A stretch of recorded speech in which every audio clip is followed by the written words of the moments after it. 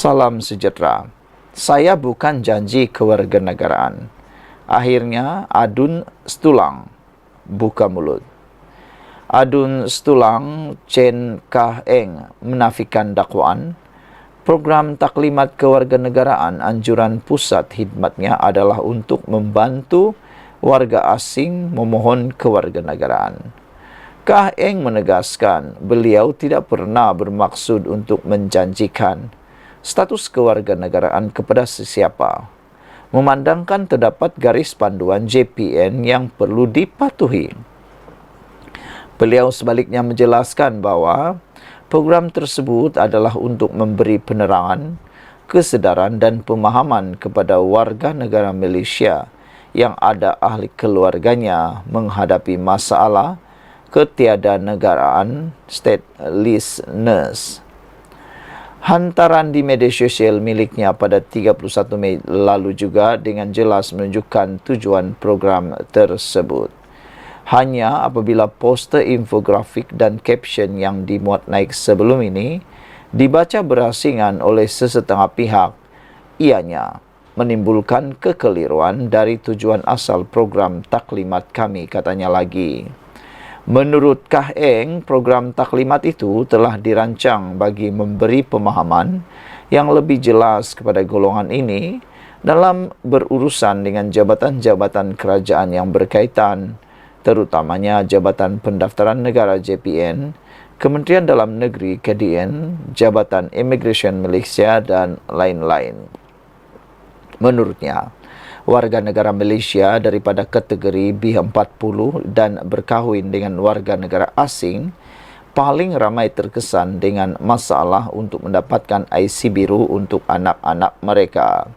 Justru katanya, sebagai adun di Setulang, pusat khidmat beliau sering didatangi penduduk yang menghadapi masalah isu kewarganegaraan atas pelbagai faktor seperti keruntuhan rumah tangga yang menyebabkan dokumentasi anak ini terabai sehingga menjejaskan masa depan mereka. Terdapat juga kes-kes di mana permohonan telah lama diajukan kepada jabatan kerajaan tetapi atas sebab-sebab tertentu tidak layak dokumen tidak mencukupi, ianya tidak dapat diproses. Bagi kes seperti ini, pihak kami akan membantu dalam membuat semakan dan atau rayuan dari jabatan berkaitan. Saya berharap pencerahan ini dapat meredakan kekeliruan yang telah timbul dari tajuk poster kami sebelum ini dan spekulasi mengenai isu ini tidak diperbesarkan lagi merujuk kepada kenyataan di media sosial pada 8 Jun lalu, ujar beliau lagi. Satu lagi tambahan terhadap isu ini, apabila Ahli Parlimen Bangi Serezan Johan menemplak kumpulan walaun yang mengaitkan program permohonan kewarganegaraan yang diadakan oleh DAP Johor dengan usaha menjadikan warga China sebagai rakyat Malaysia. Sarizan berkata, ramai orang Malaysia sendiri yang mempunyai asas untuk mendapatkan kewarganegaraan, namun mereka tercicir disebabkan dokumentasi tidak lengkap. Oleh sebab itulah, Sarizan kata, wahai walaun, bukan semua permohonan ini adalah Cina. Dengan kata otak resis, kata Sarizan Johan. Disebabkan itu, katanya program sedemikian dilakukan untuk membantu mereka tentang dokumentasi yang diperlukan untuk memohon kewarganegaraan. Kata Sarizan lagi, ada yang anak angkat mak bapa rakyat Malaysia dan mahu jadikan anak Malaysia. Ada anak lahir kepada ibu Malaysia, tetapi sebab tak daftar perkahwinan, maka anak tak boleh dapat warga negara melalui kuat kuasa undang-undang. Beliau mencabar, saya cabar awak datang ke pusat khidmat rakyat saya. Saya tunjuk berapa banyak permohonan kewarganegaraan yang ada yang kami dah nasihati, kata beliau lagi. Sekian untuk kali ini. Jangan lupa tinggalkan komen anda, tekan butang subscribe. Bye. Salam sejahtera. Padan muka dengan lelaki ini. Mulanya berani macam hero pahlawan konon. Lepas jerit dekat menteri, jerit dekat Rafizi, kenapa minyak tak turun? Tapi akhirnya Relax je, Rafizi balas balik, sampai membuat lelaki itu kecut tak tahulah kecut macam mana. Sehingga ada netizen kata, memang kecut sehingga kecut sekecut-kecutnya. Satu klip video tersebar di media sosial selepas seorang lelaki berteriak mempersoalkan mengapa harga minyak tidak turun ketika Menteri Ekonomi Rafizi Ramli sedang menyampaikan ucapan. Majlis Pelancaran Jentera Perpaduan untuk Pilihan Raya Kecil Sungai Bakap malam tadi seterusnya bertukar sedikit gamat. Namun, Naib Presiden PKR itu langsung tidak melatah. Lelaki yang berada dalam kalangan penyokong itu kemudiannya dijemput oleh Rafizi untuk naik ke atas pentas bagi memudahkan beliau memberikan penjelasan secara terus sambil disahut hadirin. Walaupun lelaki itu enggan, Rafizi tetap memberi penjelasan buat hadirin yang datang. Soalan itu yang diteriak-teriakkan itu dibangkitkan, dipercayai susulan pengumuman penetapan harga runcit diesel pada RM3.35 seliter bermula tengah malam tadi di stesen minyak seluruh semenanjung Malaysia. Rafizi berkata, kerajaan tidak pernah membatalkan subsidi bahan api, termasuk diesel yang mencecah 60 bilion setahun. Sebaliknya, mengalihkannya dengan memberikannya terus kepada rakyat. Beliau berkata sebelum ini, subsidi terbabit dibayar kepada beberapa syarikat minyak saban tahun. Berbeza dengan tindakan kerajaan ketika ini yang terus mengagihkannya termasuk kepada keluarga yang menikmati pembiayaan serendah RM200 hingga RM500 sebulan. Zaman minyak dulu yang harga RM1.90 tahu tak berapa harga minyak mentah ketika itu. Tahu tak berapa subsidi yang kerajaan kena belanjakan? Sikit saja ditanggung kerajaan kerana masa itu subsidi kena belanja 3 bilion daripada 200 bilion lebih bajet. Sekarang ini subsidi 60 bilion dengan harga minyak mentah $80 setong. Saya sebut dulu turunkan harga minyak. Kalau harga minyak mentah rendah dan subsidi itu masih lagi boleh ditangguh, kenapa nak hapuskan subsidi? Sekarang, bila subsidi sudah jadi 80 bilion ringgit, nak buat sekolah tak boleh, nak naik gaji tak boleh, dan subsidi menyebabkan harga minyak yang rendah itu yang dapatnya orang kaya-kaya. Bukankah lebih baik kita alihkan subsidi itu? Bukanlah kita batalkan, kata Rafizi lagi. Kita alih subsidi maksudnya subsidi terus diberi. Diesel kenderaan awam, lori kecil, pickup, peniaga semua dapat. Malah orang biasa gaji 100,000 ke bawah setahun pun dapat, atau kita agihkan kepada keluarga biar dapat subsidi minyak tiap-tiap bulan 200, 300, 400 atau 500 katanya lagi. Dalam pada itu Rafizi turut menyuarakan keyakinan bahawa rakyat akan dapat melihat dengan lebih baik bagaimana peruntukan subsidi itu disalurkan kepada isi rumah berbanding terus dibayar kepada syarikat minyak. Sekian untuk kali ini. Jangan lupa tinggalkan komen anda, tekan butang subscribe. Kita jumpa lagi. Bye-bye. Salam sejahtera. Subsidi diesel bersasar. Kalau pas kata okey, walaun kenala walo. Setiausaha Agung PAS umum di Facebook pada 9 Jun 2024 bahawa PAS sokong matlamat baik kerajaan untuk langkah ini. Walaun bolehlah rileks dan wala keputusan PAS pusat. PAS tekankan pelaksanaan tak bebankan rakyat seperti diulang-ulang oleh Perdana Menteri ke-10. Awal-awal memang ada benda yang perlu diperbaiki, tapi kalau tak mula, macam mana nak tahu? Dari tahun 2010, semua kerajaan BN, PH, PN cakap nak buat penyesaran subsidi ini, tapi tak buat-buat juga. Hanya cakap tapi tak berani buat. Kerana engkau tahu dan kita semua tahu, perkara ini adalah perkara yang tidak popular. Bila tidak popular, besar kemungkinan akan menyebabkan undi mungkin banyak yang hilang. Itu saja yang dikejar oleh mereka.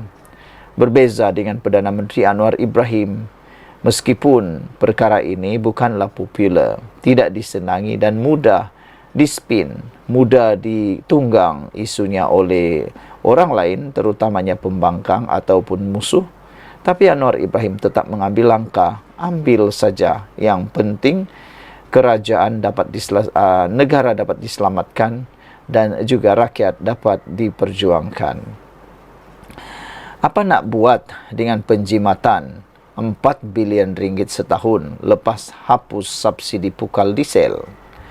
Duit itu boleh guna untuk pastikan harga barang dan kos makanan kekal murah. Caranya, nombor 1, subsidi kurangkan kos pengangkutan logistik. 2, subsidi petani dan nelayan untuk rendahkan kos pengeluaran makanan. 3, subsidi tunai terus ke akaun individu yang layak. 4, stabilkan harga barang dengan memastikan bekalan yang cukup.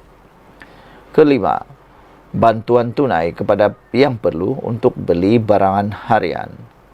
Kalau tangguh lagi, negara rugi 4.5 juta sehari atau 135 juta sebulan. Boleh bina sebuah sekolah setiap bulan atau 4 buah hospital setahun. Yang paling bengang, penyeludup yang dah kaya raya, golongan ultra rich yang nak tambah kaya dan warga asing. Sekian untuk kali ini. Jangan lupa tinggalkan komen anda, tekan butang subscribe. Jumpa lagi. Salam sejahtera. Pernah dengar pepatah, diberi betis nak peha lagi, sudah dibagi peha nak kepala pula. Mungkinkah itu adalah sesuai dengan apa yang berlaku sekarang ini? Lepas kerajaan bagi akaun 3, muncul pula demonstrasi tuntut pengeluaran akaun 1. Biarpun KWSP memperkenalkan akaun 3 yang membolehkan ahli mereka mengeluarkan simpanan bila-bila masa, namun masih ada desakan yang menuntut pengeluaran dari akaun 1. Hari ini dilaporkan satu demonstrasi aman diadakan di hadapan bangunan Menara Kumpulan Wang Simpanan Pekerja KWSP, kawasan Damansara, untuk menuntut kerajaan membenarkan pengeluaran bersasar kepada pencarum yang tiada lagi baki di akaun 2. Demonstrasi tersebut dilakukan sekumpulan pencarum bersama 3 pertubuhan bukan kerajaan NGO supaya akaun 1, akaun persaraan, dibenarkan untuk dikeluarkan. Ia turut disertai ahli Parlimen Tasik Gelugur, Datuk Wan Saiful Wanjan. Wan Saiful berkata, beliau bersama wakil NGO lain hadir menyatakan sokongan serta menghantar memorandum tuntutan kepada pihak KWSP bagi memastikan supaya suara rakyat sebagai pencarum dapat didengari. Apa yang dimohon oleh mereka yang berkumpul pada hari ini adalah pengeluaran secara bersasar. Kalau betul-betul perlu, baru boleh keluarkan. Ini jauh lebih rasional, kata beliau. Saya harap hari ini pihak KWSP dan kerajaan dapat mendengar rintihan dan keluhan daripada pencarum-pencarum itu sendiri, kata beliau lagi. Saya akan terus bawa tuntutan ini di peringkat Parlimen, tetapi kesukaran yang kita hadapi ialah kerajaan tidak dengar apa yang kita suarakan, katanya ketika ditemui petugas media di hadapan menara KWSP hari ini. Namun sedemikian, saudara-saudara sekalian, Apa yang tidak mungkin diberitahu oleh Wan Saiful Wanjan ialah bagaimana kehidupan para pencarum selepas habis bekerja ataupun selepas pencen. Kalau semua simpanan mereka di KWSP itu habis. Anwar Ibrahim pernah berkata bahawa masa depan para pekerja itu perlu dijaga juga, bukan pada hari ini saja. Bagaimana 10 tahun akan datang, 20 tahun akan datang, itu perlu difikirkan. Tapi biasalah, ada orang ini suka mengambil berbagai isu itu untuk dipolitikkan, nak menunggang untuk menjadi isu bahan, nak mahu konon-konon membantu, tapi sebenarnya hanya untuk mau menunggang, mendapatkan perhatian. Saudara-saudara sekalian, nak tanya satu hal lah. Kalau semua uang caruman pencarum KWSP ini dibenarkan keluar, nanti sudah pencen, tiba-tiba tak boleh kerja, duit nak dapat dari mana?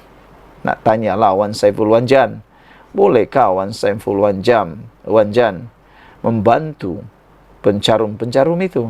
Sanggupkah beliau datang turun bagi duit? Itu persoalannya. Kadang-kadang orang ni dia tak memikirkan masa depan, dia hanya memikirkan apa yang dia perlukan pada masa kini. Apabila pendapat anda semua, sila tinggalkan komen anda, tekan butang subscribe. Kita jumpa lagi. Salam sejahtera. Jaga rumah sendiri dulu. Tak payah kait isu air dengan kaum. Ini jawapan Koyo kepada Sanusi. Pedas, padu, pahit, pedih dan memang sekolahkan Sanusi kau-kau. Saudara-saudara sekalian, beberapa hari yang lepas Sanusi mengatakan bahawa Kedah bersedia menjual menjual air kepada Pulau Pinang. Namun demikian, seorang Mazir Khalid, bekas pemimpin, bukan bekas, dia ialah pemimpin UMNO, telah pun mengecam Sanusi. Kata beliau, margin air Kedah pun hanya 1%, nak jual lagi. Kedah pun ada masalah air, nak jual pula. Ada yang tanya, Kedah dah bankrupt ke? Kata mereka. Dulu taklah sampai begitu. Kenapa ni Sanusi? Kata netizen. Ketua Menteri Pulau Pinang, Chow Kon Yeow, meminta Menteri Besar Kedah, Datuk Seri Muhammad Sanusi Maknor, supaya menjaga halaman rumah sendiri terlebih dahulu sebelum menawarkan untuk menjual air terawat kepada Pulau Pinang. Kon Yeow berkata, Muhammad Sanusi sepatutnya menjaga negeri sendiri sebelum mendakwa Pulau Pinang tidak mempunyai air walaupun menjadi negeri membangun.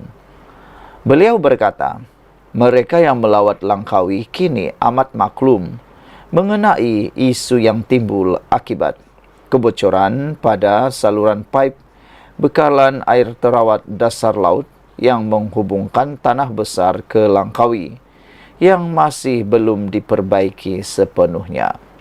Jadi, jaga Kedah dulu sebelum tuduh Pulau Pinang, kata Ketua Menteri Pulau Pinang ini. Kata beliau, ya, saya memang akui ada isu air di beberapa kawasan, tetapi kita sudah mengambil langkah untuk menangani isu itu. Katanya ketika berucap pada majlis pelancaran Jentera Pilihan Raya Kerajaan Perpaduan menjelang pilihan raya kecil Dewan Undangan Negeri Dun Bakap malam tadi. Sanusi dalam ucapannya pada majlis pelancaran Jentera Pilihan Raya Perikatan Nasional PN bagi PRK Sungai Bakap pada Sabtu lalu berkata, Kon Yeow dialu-alukan untuk berunding dengannya bagi membeli lebihan air terawat daripada loji lawatan air Lubuk Buntar untuk negeri jirannya itu. LPA Bukit Lubuk Buntar terletak di Bandar Baharu kira-kira 16 km dari sempadan Kedah Pulau Pinang. Kon Yeow turut menegur Sanusi bahawa isu air tidak ada kaitan dengan kaum. Sanusi ketika menyentuh isu air di Pulau Pinang, khususnya Sungai Bakap, pernah berkata, majoriti terjejas adalah orang Melayu. Kita tahu ini tiada kaitan dengan kaum. Ia memberi kesan kepada semua orang. Sanusi mempunyai cara berfikirnya sendiri Tetapi beliau sangat disenangi kerana orang suka mendengar sesuatu yang tidak masuk akal, katanya. Koh Nyu berkata beliau akan menghadapi apa jua cabaran bagi menunaikan tanggungjawabnya. Saya berdiri di sini untuk menangani isu air. Kami tidak lari daripada tanggungjawab. Jika ada masalah, kami akan cari jalan penyelesaian, katanya. Koh Nyu turut mengucapkan terima kasih kepada pengerusi Badan Perhubungan UMNO Kedah, Datuk Seri Mazir Khalid atas maklum balas segeranya terhadap perkara itu. Sementara itu, Mazir turut meminta Sanusi fokus menyelesaikan masalah bekalan air terawat di Kedah terlebih dahulu sebelum memikirkan untuk menjual komuniti itu kepada Pulau Pinang. Katanya, idea sedemikian adalah tidak realistik berikutan Kedah pada masa ini mempunyai margin reserve air sifar. Sekian dulu, bye.